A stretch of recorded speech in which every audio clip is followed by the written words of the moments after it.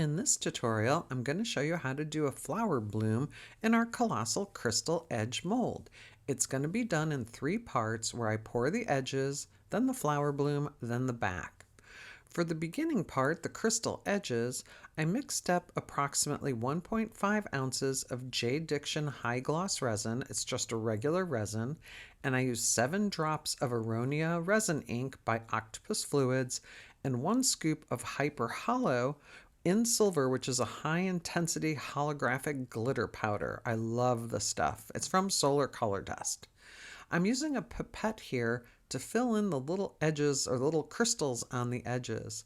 This Colossal Crystal Edge mold is different from our other crystal edge molds in that the crystals are sitting on a level area. Our other smaller ones, they tend to slope up on the sides, which gives a different result. So I wanted to make sure that the tops of these were a deep purple color in order to frame the piece out. And again, for filling the crystal edges, you don't need any kind of special resin. The JDiction High Gloss Resin was fine. Once that had cured, I took JDiction Low Viscosity Resin, leveled out my table, and mixed up the resin for the flower area. I used Sun, Sweet Cherry, and Green Apple resin inks for my flower, and Castin Craft white pigment paste. The resin did heat up really fast. As you see, it's about 37 degrees there, or 37 degrees Celsius. I thought I needed 10 ounces, but I think I only used about 1.69 ounces for the white and about 5.10 ounces for the center. I only needed enough for the flower area. I didn't want it too deep because I still had to fill the back.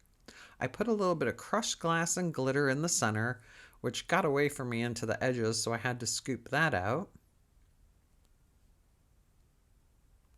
And then I started dropping the sun, which is a yellow.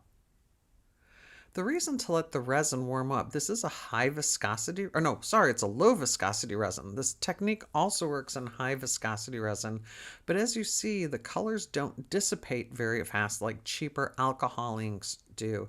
These resin inks by Octopus Fluids are 5 times more potent than regular alcohol ink, so I love this. And I've decided to coin these things of mine dark blooms, because everyone does blooms to get white, but I love these deep, deep colors that I'm getting as a result. But when the resin's heating up to about 37 degrees Celsius, you see the colors hold. They don't start dissipating or moving all that much. So you can kind of control your design to whatever extent that resin lets you control anything, because as we know, resin does what resin wants to do. I then took my silicone pen and just blended the colors on the edges, taking the sweet cherry into the sun area.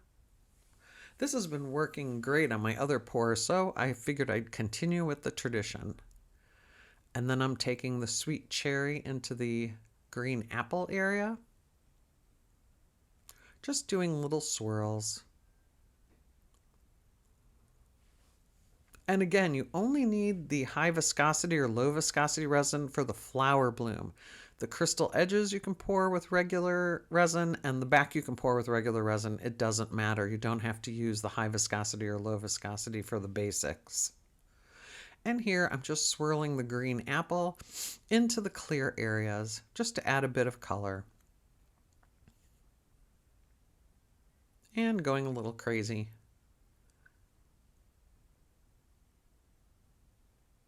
Next, it's time to pipe the white in. I put the 1.69 ounces, I think I used 5 drops of Castin Craft white pigment paste in the 1.69 ounces. And instead of doing circles as people do with normal flower blooms, I just do this squiggly pattern again. It works fine and I like the end results. And as you see, the white's not that dense, especially on these dark colors. I always worry about adding too much white, but as you see, it's kind of light, so I felt okay using the whole 1.69 ounces in this big mold. This mold, if I didn't already say, it does measure 7.5 inches across by 0.88 inches high if you fill it all the way. And here I'm just drawing the flower points in, going from 12 to 6 o'clock, 9 to 3 o'clock going in drawing from the outside in. And as you see, the inks still aren't moving that much. If you use regular cheap Amazon alcohol inks, they're going to just disappear. And they all seem to go towards the center, where this seems to hold its shape. After I've drawn those little spokes from outside in, I'm going from the inside out in between the spokes. I wish I had 20 different colors of this. I don't think they make that many. I think Octopus Fluids makes a lot of blues and a lot of reds. I'd like to have every color of the rainbow in these inks. I love them so much.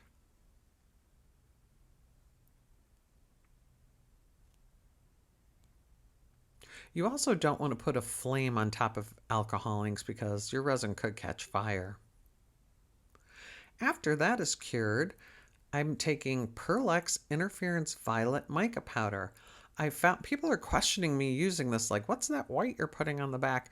Interference powder, I found if you're putting a dark or a black back on your pieces, this gives it a bit of separation. And on my tutorial I did with my other crystal edge mold that had blue in the background, the interference blue, it popped the colors. It just glowed.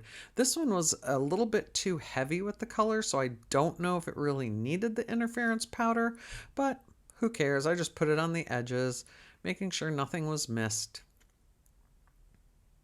Can't hurt it, so might as well do it. Once that was on there, I mixed up 7.25 ounces of JDiction High Gloss Resin again. Could have probably used maybe half an ounce to an ounce more. And I used Art Pro Black Pearl Mica and Let's Resin Laser Black Super Fine Glitter for the back. And just pour the back and let it do its thing. I think I did take the silicone pen and put it in the edges a little bit. And once that's done, it's time for the reveal. Oh my gosh, look how beautiful that is. This is why I'm calling these my dark bloom pours. I think it looks fantastic, and our Colossal Crystal Edge mold makes those edges sparkle. Let us know what you think about it in the comments below.